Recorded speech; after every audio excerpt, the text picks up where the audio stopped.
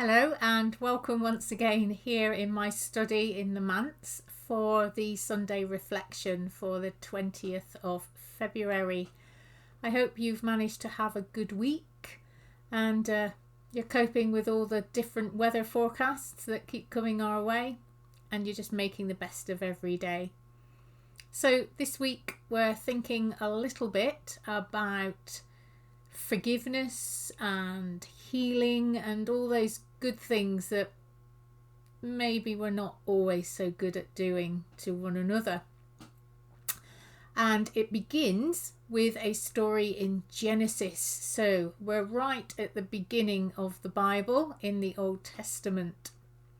And I'm going to jump straight in and I'm going to read our Old Testament reading. So it's Genesis chapter 45.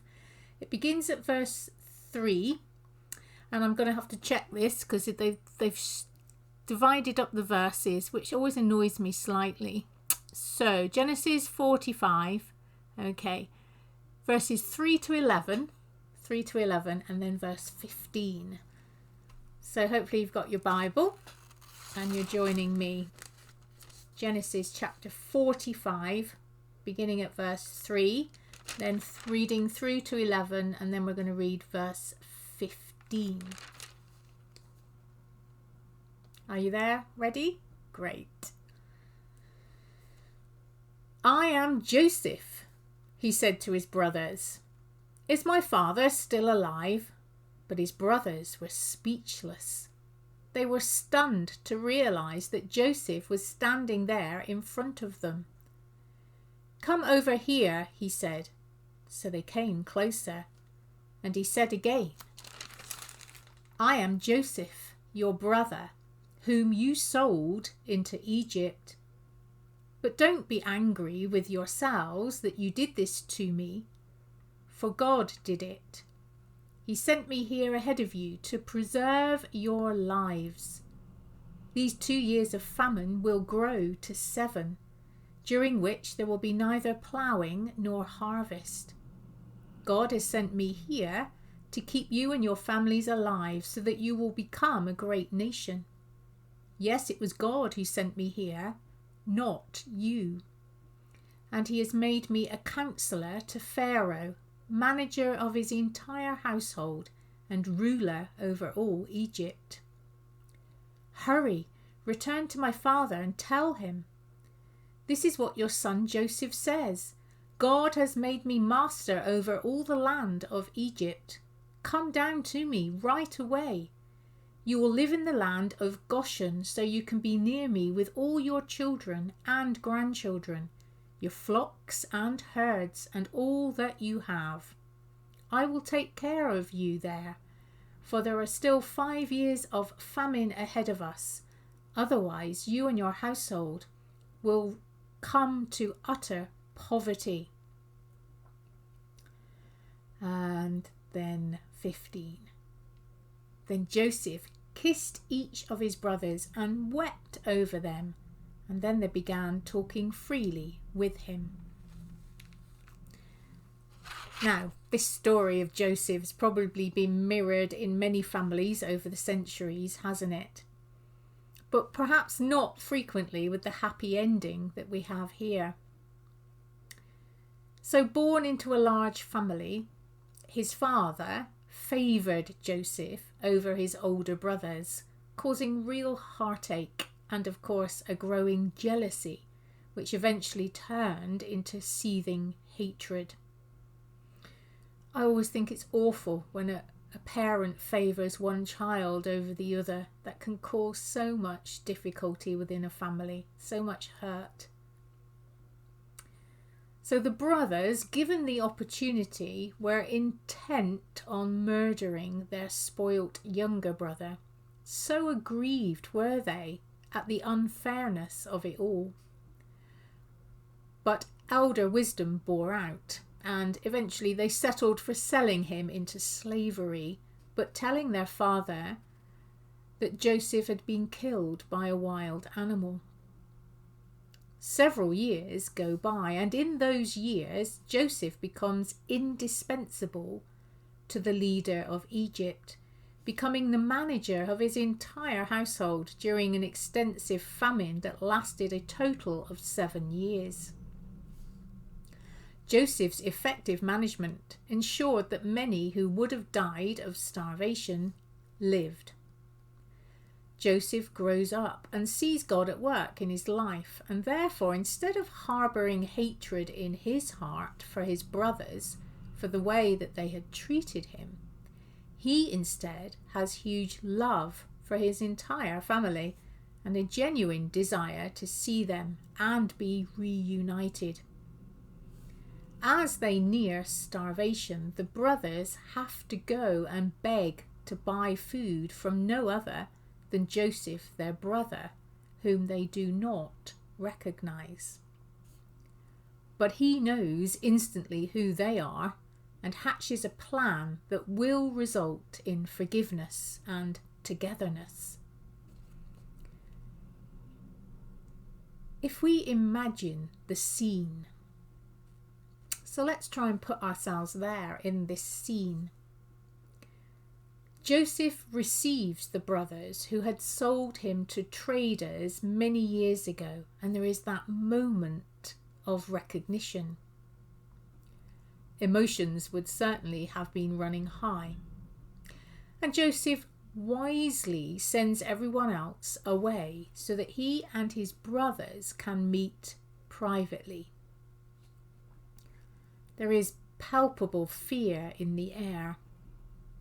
The brothers are afraid of this powerful man who was once their younger brother, whom they had treated so badly. And yet Joseph tells them that he is convinced that it was God who had engineered things in order that Joseph was sent to Egypt. He believes it was all part of God's bigger plan, and therefore all the past years of hate have been redeemed, and the brothers' guilt has been taken away.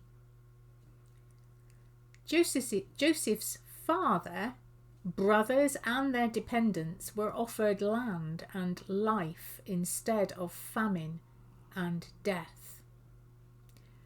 Joseph's willingness to forgive and help his brothers mirrors generous goodness. That generous goodness that comes from God. The kind of goodness that offers the possibility of new beginnings to all who are willing to acknowledge guilt and accept loving forgiveness.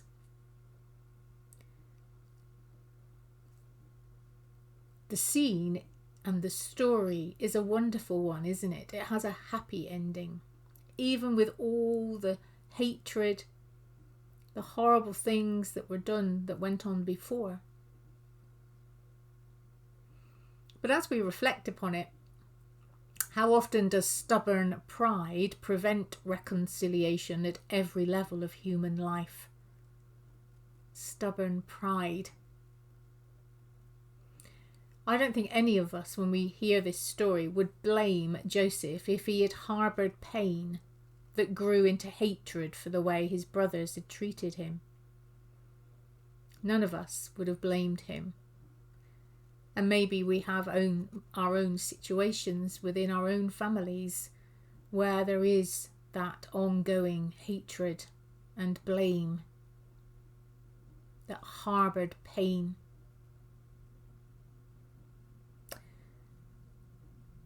But here in this situation, that's not how Joseph reacted. And that is the point that Jesus makes in the New Testament reading for today in the Gospel of Luke. Luke chapter 6, verses 27 to 38.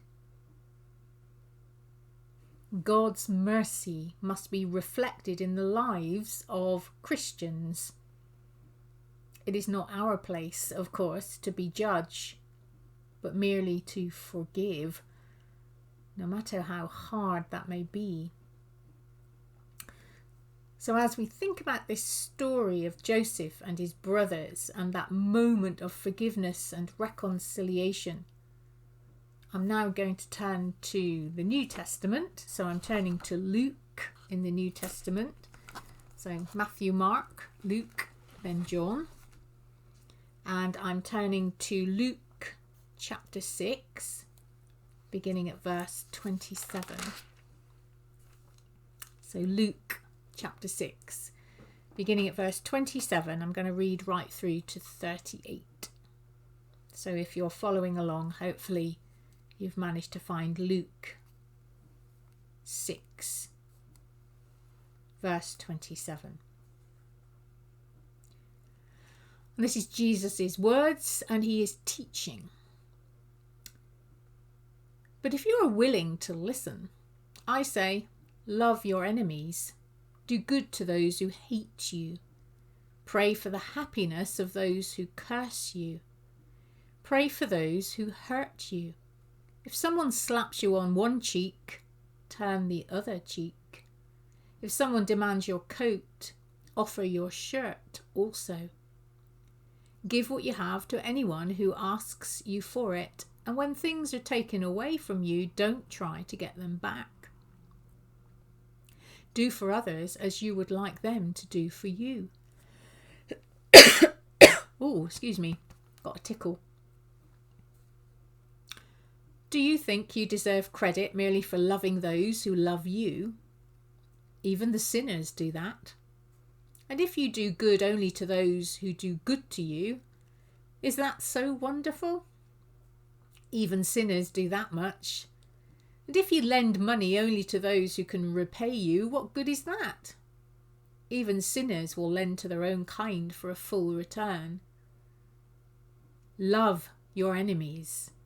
Do good to them. Lend to them, and don't be concerned that they might not repay. Then your reward from heaven will be very great, and you will truly be acting as children of the Most High, for he is kind to the unthankful and to those who are wicked. You must be compassionate just as your Father is compassionate. Stop judging others, and you will not be judged. Stop criticizing others, or it will all come back on you. If you forgive others, you will be forgiven. If you give, you will receive. Your gift will return to you in full measure, pressed down, shaken together to make room for more and running over. Whatever measure you use in giving, large or small, it will be used to measure what is given back to you.